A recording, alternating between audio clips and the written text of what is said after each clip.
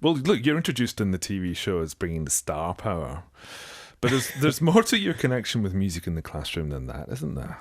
Well, I used to be a music teacher, actually, while I was at uni. And I taught in, I think, 4 or 5 schools in Adelaide and trying to pay the bills and all that sort of stuff. It's a good way to do it. Yeah. It's better than a bar job. But I loved it. I think early on I realised that being a music teacher is so much more about just a whole bunch of notes strung together, and just seeing how music helped a lot of these kids with other areas in their learning and in their life as well.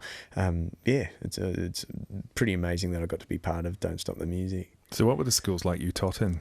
Well, it varied. So I was in Adelaide, so there was some schools that were I guess from a sort of a lower socioeconomic sort of area, and then I taught at a couple of private schools as well. So I got to see, I guess, a good cross-section of students as far as the access that they had to various music programs. Some, were pretty non-existent, as was, Chalice before this program went in, as part of this TV show. And it just, it really gave me an insight, I guess, as to how much it varies in Australia, what our kids get access to. What about so you mentioned you quite privileged schools, not so privileged schools. What were the difference like in the way the kids learn music in those schools and the results they got? Well, I think the desire was the same. That's the thing. Like kids, when they want to learn music, they really genuinely have a heart for it, and but you're limited to what they have access to. So you might go into a school where there's pro audio section, where they can actually go in and learn how to use Pro Tools and how to actually record music and how to use a little console and mix music. And so suddenly you've got a school where it'll yield sound guys and crew people who, but I think one of the biggest things about this show is actually to look past that, is that music education is not really about just providing career options for our kids, but it's actually the cognitive development and the neurological development that is involved with it. So, I look at my own kid the other day, and Hudson, he's 6, and he was singing, and I started to harmonise. Now he's obsessed with singing. He loves music. He watches me like a hawk and copies everything, and I think he's quite gifted. I know we all do with our kids, but I think he's got something, that's definitely a talent. And so he's singing, but then I would try and harmonise and he would venture over to my harmony. And I'm trying to say to him, Huddy, just if you can, just try and concentrate on what you're singing and sort of block what Dad's singing. And it took him quite a few goes to do it. And he eventually did. And then chatting to Dr. Anita Collins, who's part of this show, Don't Stop the Music, she gave me context on a sort of neurological level what he was doing. And she's saying, how hard that is for a kid, but what you're teaching him is invaluable, because music is teaching him how to almost separate his 2 ears and be able to concentrate on one side of his brain, and then the other part he's sort of ignoring, but still know it's there, but ignoring it. And so he might be sitting in a classroom and there might be distractions and stuff outside and traffic or whatever, and he's able to use that skill to hone in on what he's learning and to block out other things. So it's a much larger sort of conversation about the effects of music and how it can affect numeracy and literacy and stuff like that. So what was it like for you to be involved with those kids at Chalice? How did it feel? It was amazing. Look, it was really emotional. My first, I guess, taste of the school was I walked in and, the kids, I guess they don't always have, sports stars or music stars, go in. And so they were really excited. They screamed, didn't they? They did. It was really cute. But then the first thing that I actually witnessed was Lee, the principal, who was such an angel.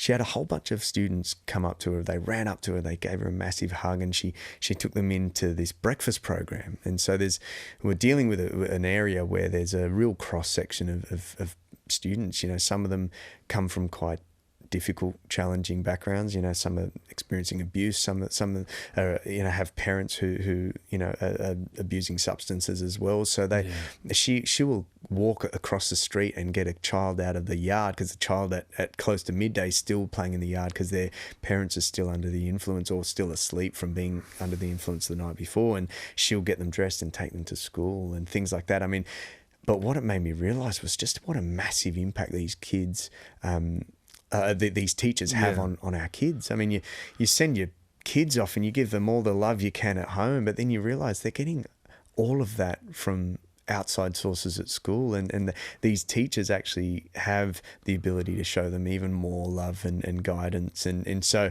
I choked up immediately when I was there, because after hugging them, I was like, that is so sweet. And she goes, well, a lot of these kids, they never get hugged at home ever, and so that's why they race up to me in the morning, and I was like, trying not to cry. I know what I was like watching it. I mean, but actually to be there, and that guitar group.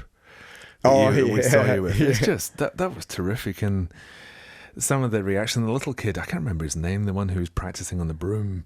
Oh, Cody, I think it was. Yeah. Actually, this is what they said after the guitar lesson from last night. That was amazing. It's the best experience I've ever felt in my life for a couple of years. Well, he also goes on to say, when I don't have my guitar, you can use a broom or a stick. Make sure it's a clean stick. But I pretend that the strings are on there, and I practice, and then I apply that to when I actually have my guitar. And you see him at home with a guitar, and he's so into it. And then he started talking about it seemed to unlock something in his mind, didn't it? Absolutely. But also, I mean, beyond the actual instrument itself, it's what it sort of hooks him into. So we had an Indigenous child whose attendance was 25%, I believe, or 20%. Was that Sam? I think, it was Sam. Yeah, Sam. And then at the end of the program, his attendance was 85%. And that was because for the first time, he was given an instrument. And so for the first time, he's hearing things like, wow, Sam, like, what an incredible job you're doing, and you're getting better, and wow, you've got a talent, and you've got this.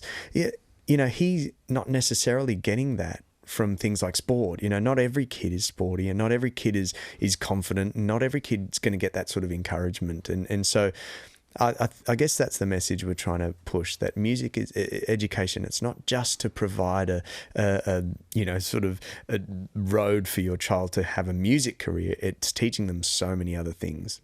Let's talk about Taj. Oh, that was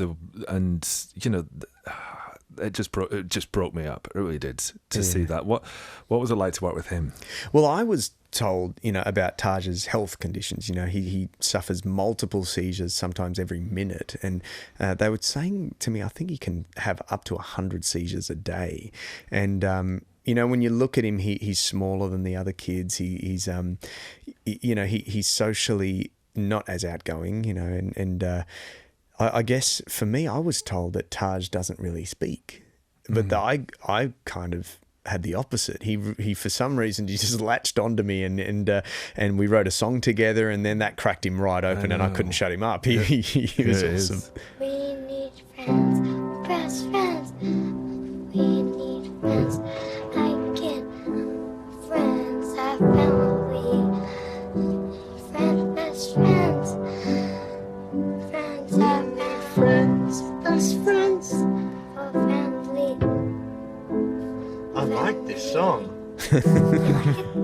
That's awesome. It's just called Best Friends, hey? So that was as we were writing the song. I don't know how you held it together. I really don't. And it's such a simple concept, and that's the beauty of it. It's, children, it's that simplicity. And I asked him, what do you want to write about? And he goes, can we just write about best friends? I just love my best friends, and they're like family. And so that's the song that came out of it. But, he his mum actually sent me an Insta video a couple of days ago of him learning a new song on Twinkle Twinkle on the violin. And so it's this, I guess it's this newfound love for him. But you take someone like Taj, who's now in the choir, and socially he really struggled to be, outgoing and be himself. But in the choir, he's in a family.